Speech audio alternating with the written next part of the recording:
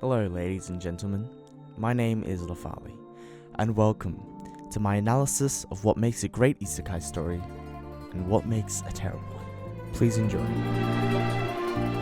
In the world of anime, manga and light novels, isekai isn't a particularly new genre, with shows like Zero no Tsukaima and Inuyasha setting a good foothold in the industry for the new explosion of isekai shows to appear in the past few years. In the anime world, the sudden uprising of the genre has been steadily supplemented with the parallel popularity boom of isekai light novels and mangas, with most of the more popular, more recognizable animes like Re:Zero or Konosuba all finding their roots in serialized light novels published in Japan. In the manga world, the craze for isekai series is just as, if not more fierce than the anime scene, with quite a few new adaptations and original works being released every month.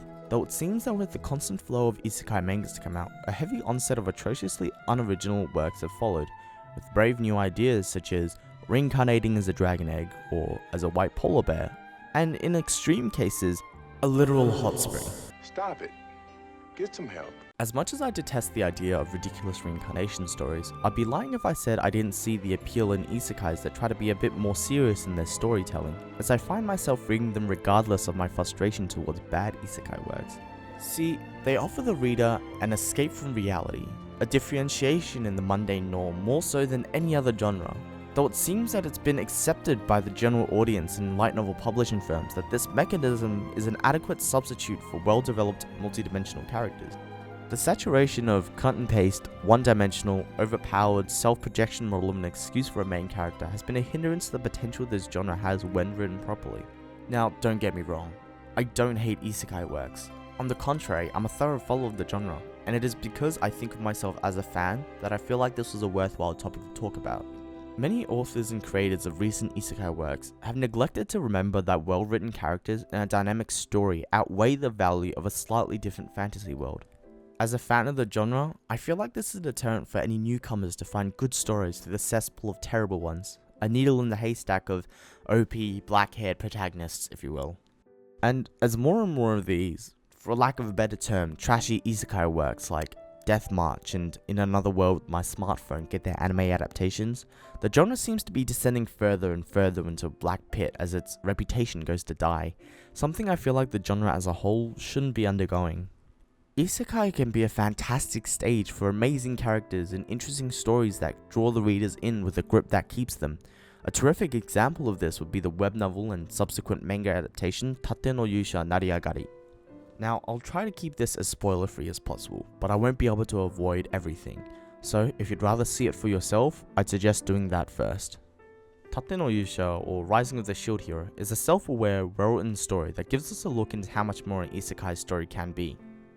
It displays characters that you believe exist in the real world, ones with actual motivations, real ideals, beliefs and consequences to go along with their actions. Now sure, there are elements of certain characters' personalities that have been blown up to dramatize the story, and sure, with these hidden egos, it becomes harder to believe the realism of the characters. But when you start to view the characters as more than just characters, and instead as people, you'd start to see the pride and ignorance of the Lance hero, the anguish and despair of the shield hero, the perverted ideals of justice of the bow hero, and the negligence and sloth of the sword hero, can very well manifest in real people given they were thrust into the same situation. You also have to remember that without these characters and egos, the story would have neither direction nor purpose. There would be no reason for characters to change, to grow, or to mature, nor for a story to take shape in the ambiguity of the characters' existences. This is something Rising of the Shield Hero does fantastically. Though the fantasy aspect of the world Shield Hero is set in isn't a particularly unique one, the strengths of its characters form a sturdy foundation upon which the story elements have real impact as the narrative shifts and changes.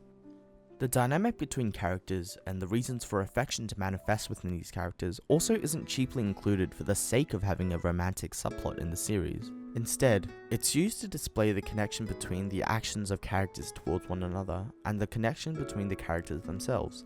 See, our main character Naofumi is summoned as the shield hero, and because of that, he physically can't fight. The system which the world enforces on them restricts each hero to their class weapons only. In order to stand a chance in the real world, having been forsaken by the country that summoned him and his fellow heroes, Naofumi needed to nurture a weapon, a hand to fight for him. That's where Raphtalia comes in. In the beginning, all Raphtalia was to Naofumi was a sword to his shield, but As time progressed, Naofumi found solace in someone he could trust, not only as a blade, but as a friend and his family. The same is also true for Raftelia. Her affections for Naofumi isn't purely because he's a nice, strong person who happened to buy her as a slave, but because he propelled her to overcome her trauma and to grow as a person, strong enough to stand on her own 2 feet.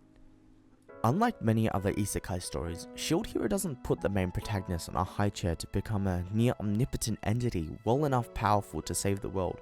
Instead, they make him weak, feeble, and beaten down enough to decide to grow and make his own way. It doesn't enforce the trope that only the main character is allowed to be powerful, and instead casts light on the fact that he isn't, and that he requires his companions to be his strength that he granted them through his kindness, his care, and the chance he gave them to grow. Rising of the Shield Hero may not have a particularly whimsical or fantastical world, but the characters that are written into that world leave the story impactful and memorable, solidifying its integrity as a good isekai work. Where Rising of the Shield Hero succeeds, shows like Smartphone in Another World failed miserably. Now, I would usually give a spoiler warning, but in Another World my smartphone doesn't really have a story to spoil, but if you want to watch that regardless before hearing my opinion, do that first. In stark contrast to Rising of the Shield Hero, in Another World my smartphone stands as what I would think as the epitome of a trashy isekai show. Chock full of bland, flavorless characters that only exist to fill the gap and perpetuate tropes typical of a harem anime. Where there lacks substance, there lacks just about everything else, as every twist and turn the show puts us on is so heavily discounted and discredited by the complete lack of consequence that is the core of the anime. Caught in a pinch? No worries, let me just teleport us out real quick. No worries. Got stabbed? No worries, let me just cast this one healing spell and you're all good to go.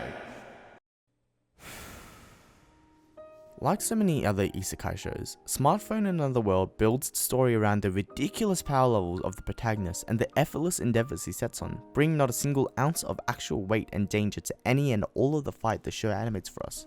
The main character isn't the only problem with this show. Isekai with a smartphone has no backbone, no long-running antagonistic character or story plot that brings excitement and intrigue to the viewers at the start and end of every episode. The enemies our protagonist and his harem faces are essentially episodic story arcs that more so resemble an old Ultraman or Power Rangers series or something. And yet, there are bigger problems to this show, because the existence of our main character and the rest of the cast's lives bring upon implications and consequences that are detrimental to the narrative. Our main character Toya will be contracted with what I'll refer to as main character syndrome, with a plot chill so hard enemies can't even damage him. Toya is by all accounts a soulless character, offering nothing to the story and very little for the other characters that reside within it. His constant dominance over everything the world throws at him breaks any real feelings of immersion to the show. It also subsequently means that the other characters suffer by extension.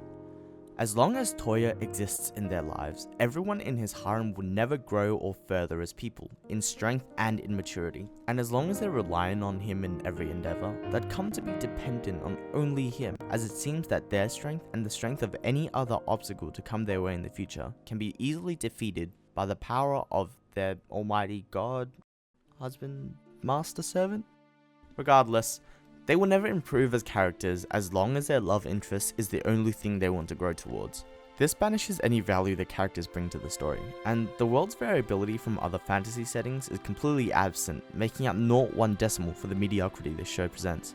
These factors combined bring forth zero value to watching this show, instead becoming another shovel of dirt to the eventual grave isekai is falling into. At the end of the day, isekai should be the setting of an anime and not the focal point.